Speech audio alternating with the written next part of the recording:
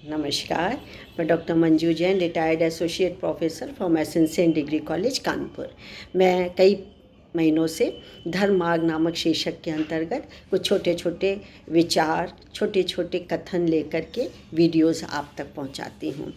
तो मित्रों, धर्म मार्ग पे चलने का सभी को पता होगा कि हर व्यक्ति को अपने आचरण के लिए धर्म का मार्ग अपनाना चाहिए। धर्म का मार्ग यानी कि अपने कर्तव्यों की पूर्ति करना, उदारता, दान देना, दया करना, ये सब हमारे धर्म मार्ग पर चलने के लिए उत्साहित या प्रेरित करते हैं और इन्हीं सब को अच्छे कर्म कहते हैं। तो अच्छे कर्म करेंगे तो पुरुषार्थ में जो एक है धर्म, अर्थ, काम और मोक्ष, यानी मोक्ष की प्राप्ति हमें या सद्गति हमें इन्हीं धर्म मार्ग पे चलने से मिलेगी। तो आज का भी एक शीर्षक मैंने आपके लिए चुनाव किया है। उसका शीर्षक है वास्तविक आनंद, और इसको हम तक पहुंचाया है श्रीमती आशा द्विवेदी जी ने। आशा द्विवेदी जी, आपका बहुत बहुत धन्यवाद कि आपकी बात मैं जन जन तक रख रही हूँ। चलिए शुरू करते हैं। मानव शरीर किसी भी साधना या वास्तविकता को जानने के लिए एक साधन मात्र है। जब तक वह सांसारिक उत्पत्ति और विनाशशील सुख के अहम में फंसा रहता है, उसे किसी प्रकार का ज्ञान नहीं होता। यह स्थिति ठीक उसी प्रकार है जैसे पतंगा दीपक के सौंदर्य को देखकर उसकी ओर आकर्षित होता है और अपना जीवन उसी आकर्षण में समर्पित कर देता है। जीव उस अदृश्य ब्रह्म को न पहचानने के कारण मोह रूपी संसार को ही अपना सब कुछ मान बैठता है। इससे उसे अनेक विपरीत परिस्थितिजन कष्टों का सामना भी करना पड़ता है।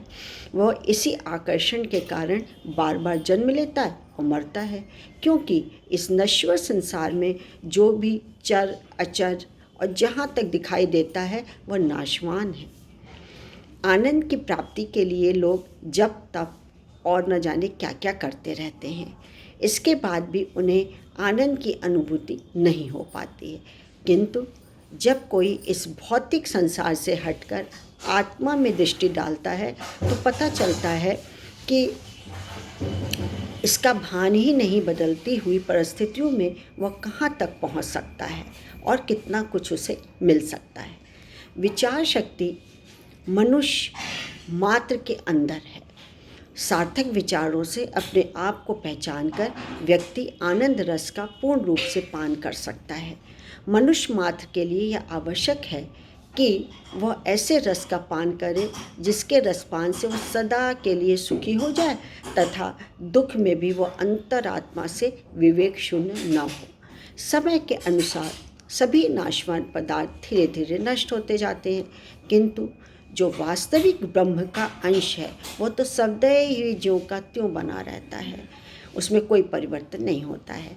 वह तो अपने जीर्ण शीर्ण शरीर को छोड़कर पुनः नवीन शरीर धारण करता है और नवीन शरीर को प्राप्त कर ठीक उसी प्रकार आनंद की अनुभूति करता है जैसे मानव शरीर मिलने पर अज्ञानी मनुष्य भौतिक सुख पाकर करता है। ये अज्ञानता के कारण होता है कि हम बहुत ज़्यादा भौतिक सुख के पीछे भागते हैं, पर मिलता कुछ नहीं, अंत में अंधकार ही का सामना करना पड़ता है।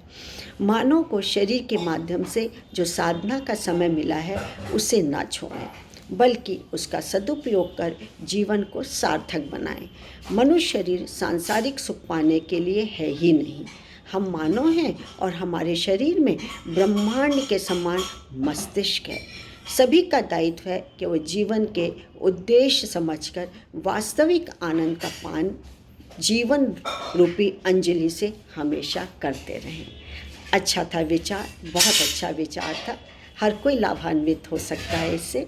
आप भी सुने, आप भी शेयर करें, आप भी लाइक करें और आनंदित हों, लाभान्वित हों। तब तक के लिए मुझे आज्ञा दीजिए। नमस्कार। Thank you.